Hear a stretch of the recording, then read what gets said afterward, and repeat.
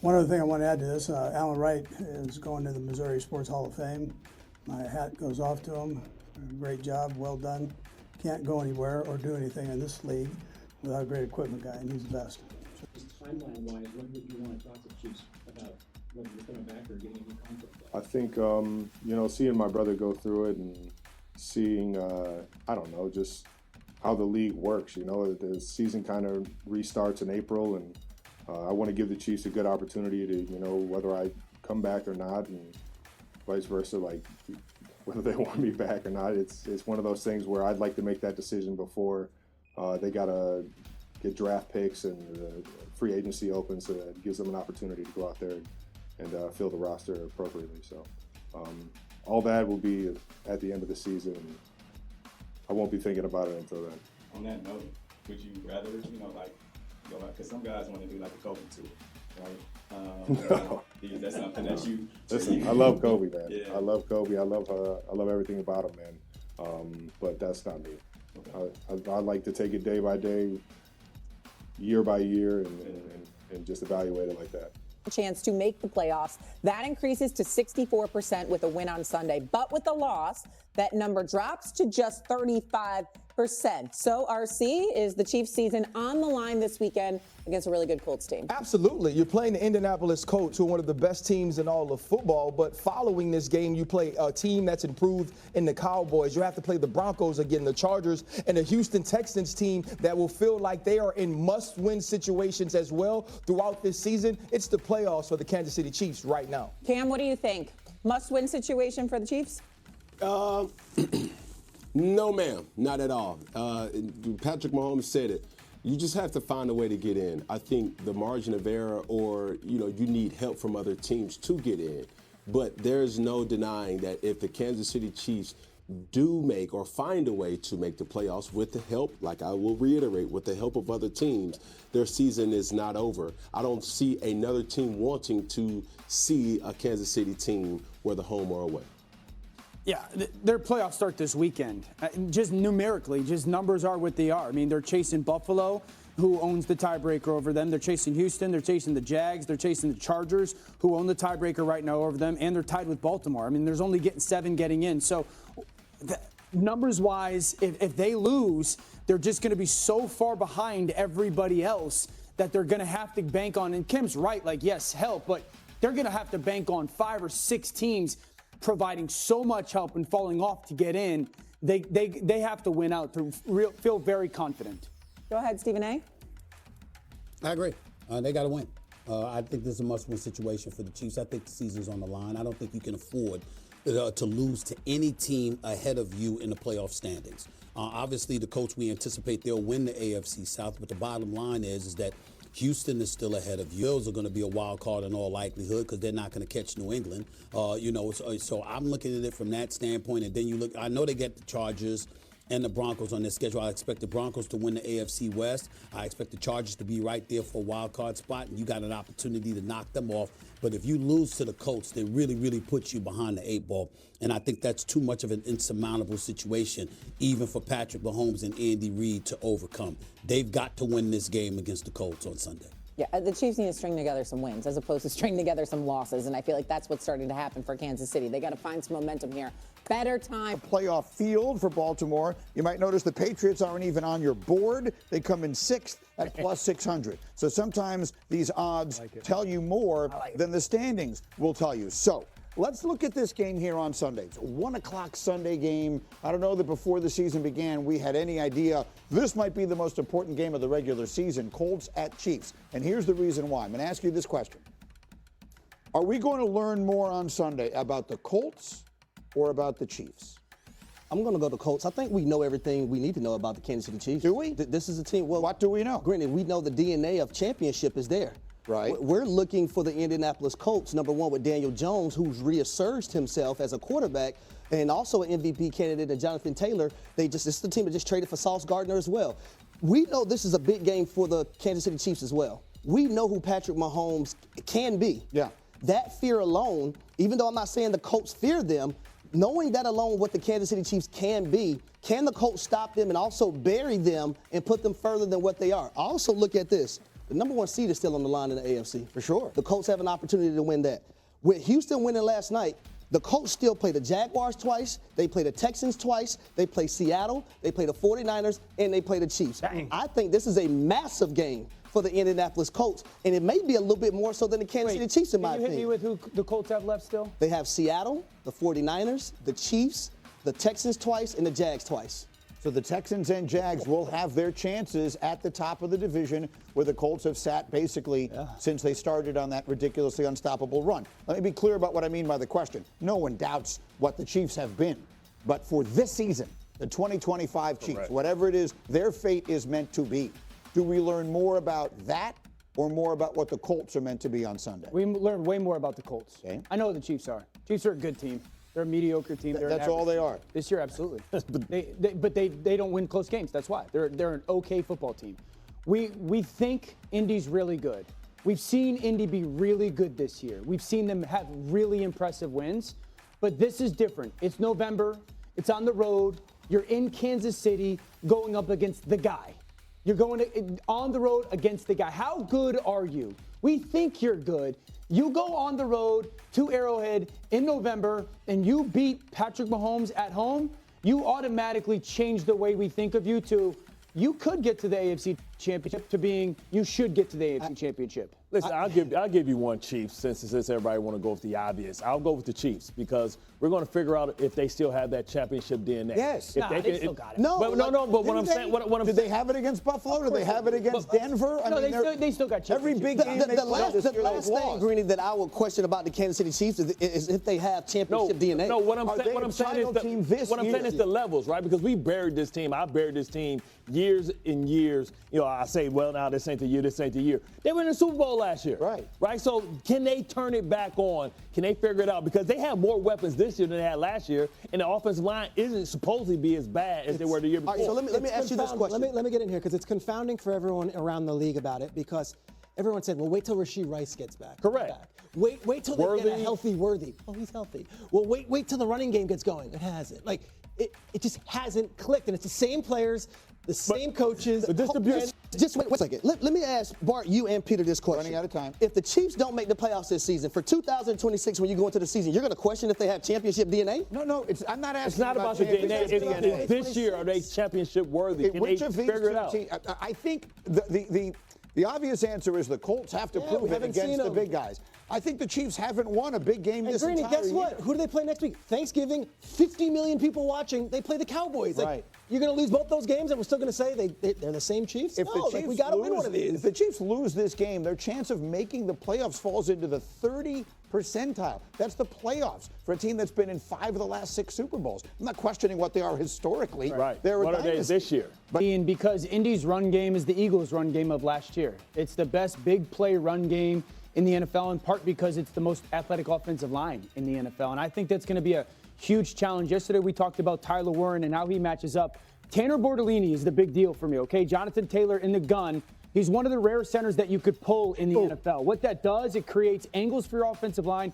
It also creates voids in a defense because athletically you got to move so sideline to sideline. There's a big chunk run. I mentioned Philly last year because Philly consistently had, it felt like game to game, a 60-yard touchdown run where Saquon would make this massive run out of maybe a 5-yarder. You get the defense to overcommit, something Kansas City's going to do because you have to stop the run. Jonathan Taylor's strength constantly keeps his feet going, and then his ability to win in the open field, one-on-one tackling, while also running away from defenders has been something we have not talked about enough this year. Their ability or willingness to block downfield is a all-11. This Kansas City defense is good. It's not what it has been in the past. I think the big play run element of Indianapolis is a huge deciding factor. Let's talk about how significant it would be if Dan is right. Can we put up B17, please? The Chiefs are fighting for their playoff lives. If they lose this game, their chance of making the playoffs fall to 35%. There's a 2-3 chance, Bart Scott, that Patrick Mahomes and Andy Reid and Travis Kelce miss the playoffs. Are we seeing the end of what has been an extraordinary, historic run in KC? I think we are. We've seen this before, right? History kind of repeats itself sometimes. We saw this in New England where, Tom Brady had different iterations of greatness. I think the window is still open whenever you have Patrick Mahomes, but it's time for a reset. You talk about guys like Chris Jones, you talk about Travis Kelce, they're on their last leg, and they're trying to squeeze out another Super Bowl on the way. I think it's over, but they'll be back. And I think right now you have a teams that don't fear them anymore because they know they're not a legitimate threat. I think their fate was sealed when they decided to hold on to the fourth-round draft pick and not give up the third for Breece Hall. This team is one-dimensional, too dependent on Patrick Mahomes, and his defense isn't what it once was. We could put the picks up on the screen because we do have some who are not ready to give up on Kansas City. Even though you picked Denver to win the division, you like KC Sunday. I do, and part of it is because Patrick Mahomes, I called that game versus the Denver Broncos, and outside of his first throw, the next three were misses by Mahomes. He missed Xavier Worthy on a post route. He missed Tyquan Thornton on a go route down the sidelines. And then it was a miscommunication between him and Noah Gray in the middle of the football field. And check out this first one. This is Xavier Worthy. How many times have we seen Patrick Mahomes in his career miss a wide open wide receiver? Xavier Worthy runs a 4-2-1. And then check out this one. This is Tyquan Thornton down the sidelines. I'm so accustomed to seeing Mahomes do this in his entire career. You got to make these plays. And then when he got down to the tight red zone in the third quarter, he turned the football over. So for Patrick Mahomes, he has to be on his P's and Q's. You get into the dance, you have a chance. I'm not really to put a seal over him yet. I'm not ready to declare this season over, AFC West or the AFC in general. They're 0-5 in one-score games. They were 12-0 in those games last year. So you say, well, what's the problem? It's very confusing. They have all the same players. They have all the healthy guys they need. They have all the same coaching staff. Little things matter, though. Guys, they had 10 penalties last week. They don't do that usually. They had an extra point blocked last week. That doesn't happen. They give up an 80-yard punt return to Marvin Mims. That doesn't happen against that special teams unit. So the little things are starting to matter. I think they can still tighten up. And I look at this matchup. I know we're ready to crown the Colts and Tanner Bortolini. I know we love a good Tanner Bortolini film. I do. I love it. I love it. It's a great meatball. It is good. That said, I don't know, Mahomes with the season on the line at Arrowhead, I'll take Mahomes in this game on 1 o'clock on Sunday. Me too. I'm with you. But they're chasing Buffalo. They're chasing Houston. They're chasing Jacksonville, who all have wins over them, at least 2 of the 3. They're chasing the Chargers. They're chasing Baltimore. They're in a hole right now. No doubt. Numbers-wise, No there's a doubt. hole. If they lose this game, I think they're going to be done. 10 seconds. Are we talking about the Lure Anarumo effect, too? Remember, he's the guy that's been the kryptonite, and he got what he needed with Sauce. He knows how to play this Kansas City concept offense. I think, it's over for A reminder, Lou Anarumo is now the defensive coordinator in Indy. He was in Cincinnati those years when every now and again they went into Arrowhead and found ways to win. Coming up, we go back. Cincinnati Bengals, and then, of course, the Chiefs. Think about this. All 4 of those teams combined, starting off week 12, have a losing record. Think about that. That's crazy. They have combine all of the records, they have a losing record. Nobody thought that there would be this much parity in the AFC, yet here we are. Now, here's what I'll say. The Kansas City Chiefs, 5-5. They're only 9% of the teams that have started off 5-5 through the first 10 games to actually make the playoffs, and only one of them won the Super Bowl. That would be your 2001 Patriots, Evan. The Kansas City Chiefs feel like one of those teams that you want to lean toward being able to be on the right side of that history. But the only thing that gives me pause is that the Chiefs don't typically play well against the Indianapolis Colts. They are 0-for in the Mahomes record, in the Mahomes era against the Indianapolis Colts in the regular season. They're 0-for-2. So I know that teams change throughout the years, but there's something about that laundry that brings out the worst in Mahomes and that Chiefs team. And you got to be a little bit concerned that Patrick Mahomes could be on the doorstep of his first 3-game losing streak in his career. Well, if you're a Colts fan, you're concerned with what you've seen from Daniel Jones from the past couple games. He looked unbelievable through the first few games of the season, first 8 games really of the season.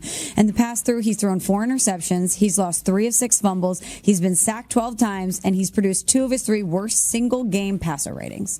So while they give the Chiefs fits, you're wondering what version of Daniel Jones you're going to get in this matchup. But doesn't that make it even worse? If they lose? Yeah, because if you're saying, we know that I believe in the Colts defense, and they added to it, obviously, with the 2 first-rounders going out for Sauce Gardner. I believe in their running game, obviously, on Wisconsin, Jonathan Taylor, but the passing game, obviously, with Daniel Jones, the issue. But if the Chiefs lose to that, I mean, it's amazing. The piece of audio that I am about to play for everyone is literally labeled Patrick Mahomes preparing for what is at stake being 5-5. Think about that for a second. What's at stake 10 games into a season for a guy who's won 3 Super Bowls? Let's hear from Mahomes.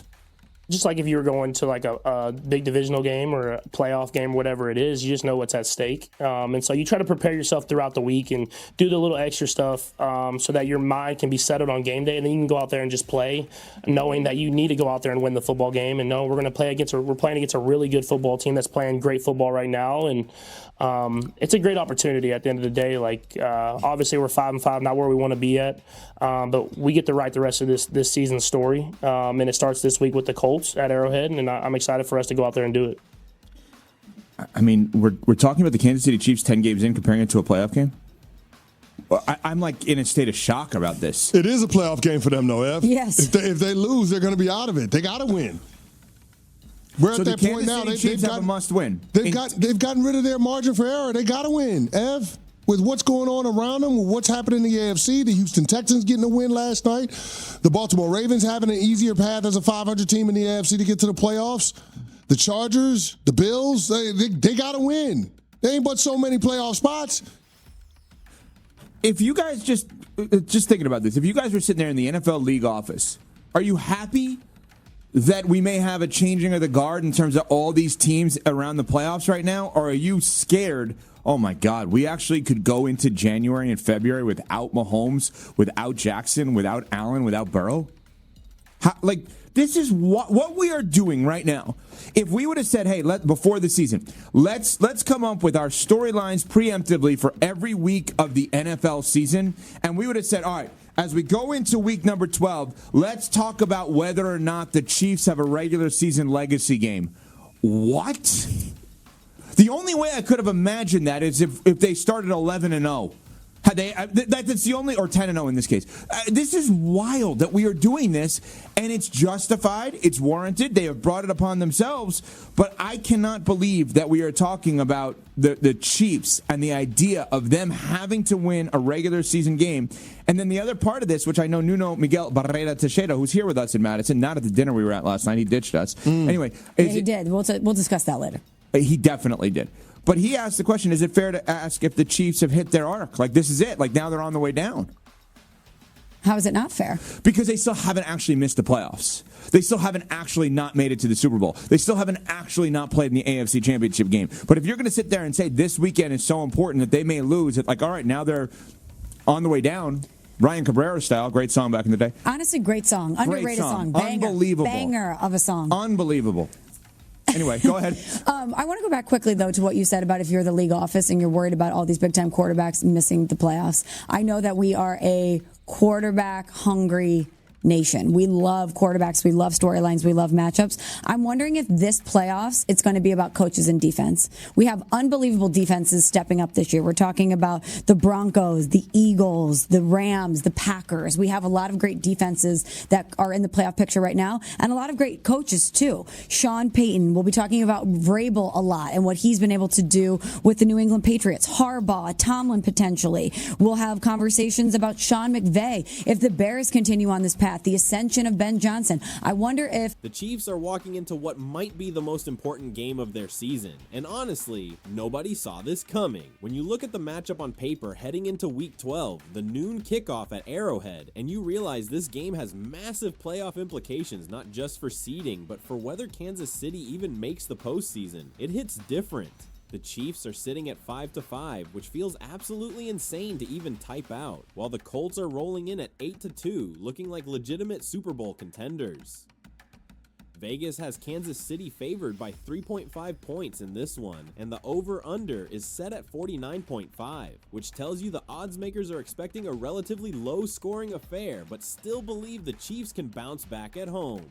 The Colts offense is rolling right now, and it's not even close to being a fluke.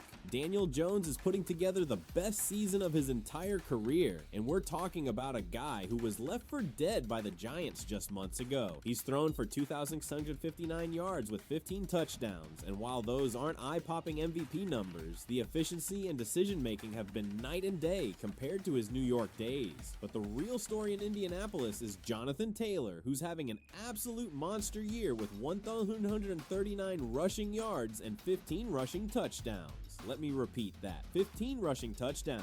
That's the same number of touchdown passes that Daniel Jones has thrown this season. This dude is legitimately an MVP candidate, but he won't get the recognition because he's a running back and the position just doesn't get the love it deserves anymore. Taylor's averaging 6 yards per carry, which is absolutely bonkers, and with that offensive line in Indianapolis featuring studs like Quentin Nelson, who might be the best guard in football with a 90.4 run block grade, 0 sacks allowed, and only 1 penalty all year, and their center Tanner Bortolini, who's only 23 years old and already the second best center in the league according to PFF, without giving up a single sack. You can see why the ground game is so dominant. The Colts are first in points per game at 32.1 and first in yards per game at 396.9, and they're top 10 in both third and fourth down conversions. Shane Steichen has this offense clicking on every single level, and he's done something remarkable with Daniel Jones that honestly nobody thought was possible. But it's not just about the running game. Jones is slinging it deep like never before with career highs in yards per attempt at 8.3 and yards per catch at 11.9. Alec Pierce is averaging almost 21 yards per reception, so that deep threat is real and dangerous. The Colts have 3 different pass catchers with over 500 receiving yards each. And then you've got rookie tight end Tyler Warren, who's having what can only be described as a smaller scale but very real Brock Bowers type rookie season. The kid has 617 receiving yards on 50 receptions with 4 touchdowns through 10 games. And he's on pace for over 1,000 yards, which would put him in historically elite company. Only 2 tight ends since 1970 have had more receiving yards in their first 10 games than Warren. That's Brock Bowers last year and Kyle Pitts in 2021. This offense spreads it around. They can beat you deep, they can beat you in the short game, and they can absolutely pound you on the ground. Looking at all this, I genuinely believe the Chiefs' defense is going to have their hands completely full, and this might be the toughest offensive test they've faced all season when you consider how balanced and efficient Indianapolis is right now. Now, let's talk about the Indianapolis defense, because if you thought their offense was scary, wait until you hear about what's waiting for Patrick Mahomes and this struggling Chiefs offense. The Colts just got Charvarius Ward back from injured reserve, and this dude was graded by Pro Football Focus as the second best corner in all of football this season, with an 83.4 overall grade before he went down with that concussion. Ward actually said he was doubting whether he'd play football again because the concussion was that scary, but now he's cleared and ready to go. And here's the kicker, he's going to be playing alongside Sauce Gardner, who the Colts acquired in a blockbuster trade from the Jets just a few weeks ago for 2 first-round picks and wide receiver Adonai Mitchell. This Gardner trade was absolutely stunning when it happened, and now we're going to see the Ward-Gardner duo on the field together for the first time against Kansas City. These two might genuinely be the best cornerback pairing in the entire NFL right now. And when you add Kenny Moore in the slot, who's been flying around making plays all season, you're looking at a secondary that can legitimately shut down any passing attack in football. Gardner hasn't allowed more than 2 receptions to a single receiver in any game this season and has forced a tight window on 52% of his targets, which is the highest rate of any player in the league. Ward brings that same lockdown ability, and the chemistry they could develop over these next few weeks could be absolutely devastating for opposing quarterbacks. Then you've got Lou Anarumo running this defense as the defensive coordinator, and if that name sounds familiar, it's because he was with the Bengals and knows Patrick Mahomes' weaknesses better than almost anyone. In the 6 games these two have matched up historically, it's been constant pressure and chaos for Mahomes. Remember the 2022 AFC Championship game? Mahomes had 4 sacks and 2 interceptions in that one. Anarumo knows how to get to him, and now he's got the personnel to really execute that game plan with guys who can cover on the back end.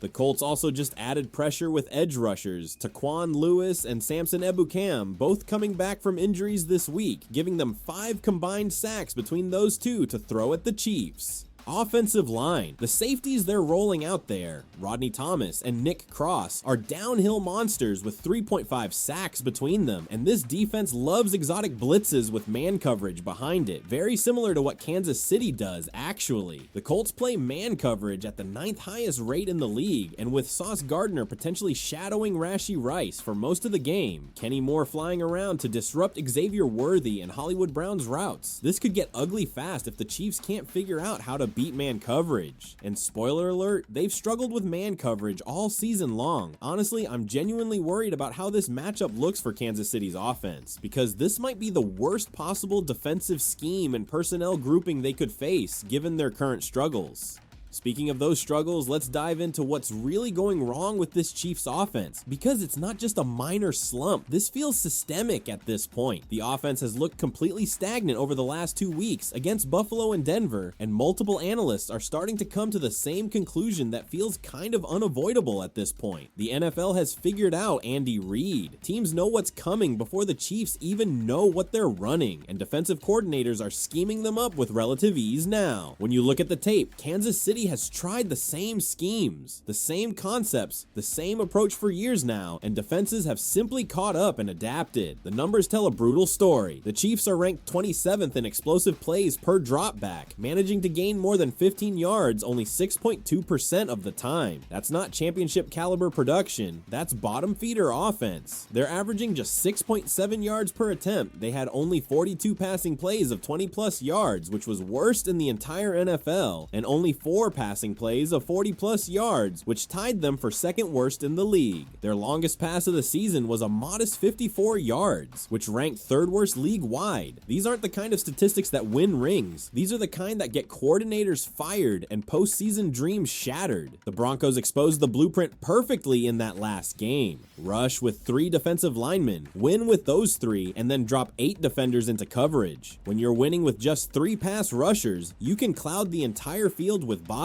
make every throw contested, take away the easy completions, and force the quarterback to hold the ball longer than he wants to. And here's the thing, it doesn't take a rocket scientist to know when the Chiefs are going to throw the football, because they refuse to establish any semblance of a running game. Defenses don't need to respect the run, so they can just pin their ears back, rush the passer, and drop into coverage without any fear of getting gashed on the ground. The Chiefs are 0-5 in one-score games this season, and a huge part of that is execution on offense, penalties that kill drives, and this general predictability that's made them so much easier to defend. Patrick Mahomes is still Patrick Mahomes. He's still elite, still capable of magic, but even his extraordinary skill set can't fully mask the depth and talent deficiencies that have gradually eroded this receiving core and the complete lack of a rushing attack to complement the passing game. The most explosive way they get down the field this season is drawing pass interference penalties, which is not a sustainable offensive strategy. Thinking about this holistically, I really believe Andy Reid and Matt Nagy need to have the game of their coaching lives this Sunday, because if they come out with the same stale, predictable offense we've seen the last 2 weeks, this could get out of hand quickly against a Colts defense that's built perfectly to exploit every single one of Kansas City's weaknesses. The running game situation for the Chiefs has gone from concerning to downright alarming, and it's reaching a point where you have to wonder if organizational philosophy is actively hurting this team's championship chances. Let me paint you the picture. When was the last time a Chiefs running back had over 50 yards in a game this season? Seriously, think about it. The last 100-yard rusher they had was Damian Williams, and we're talking about a guy who hasn't been on the team in years. Until week 6 this season, Patrick Mahomes was literally leading the team in rushing yards. Let that sink in for a second. The quarterback was the leading rusher on a team that's supposedly built to compete for Super Bowls.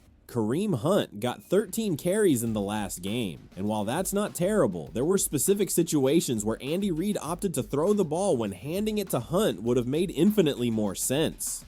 All their running backs have defined roles. Hunt is the short yardage guy, Pacheco when healthy is the first and second down back, but none of them are explosive. Not a single one of them strikes fear into opposing defenses. The Chiefs are 29th in the league in snaps under center and 30th in under center passes, which is insane when you consider that they're actually pretty effective when they do run from under center, but they just refuse to do it with any kind of volume or consistency. Here's what's even more maddening. Isaiah Pacheco's status is a complete roller coaster. He was full participation at practice on Wednesday, then back to limited on Thursday with that MCL sprain, and now nobody knows if he's actually going to play. The run game desperately needs him back near 100% because, frankly, nobody trusts anyone else besides Hunt to carry the ball.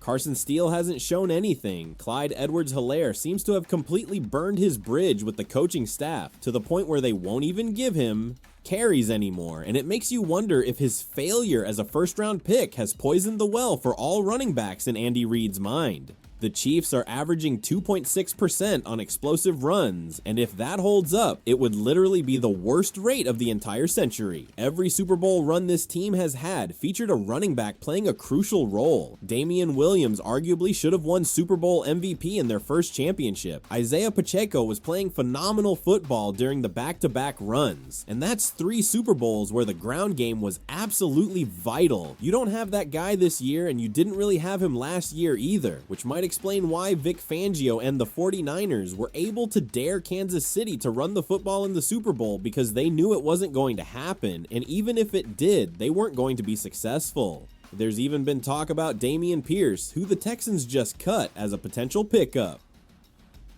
He's only 25 years old with relatively low mileage. His career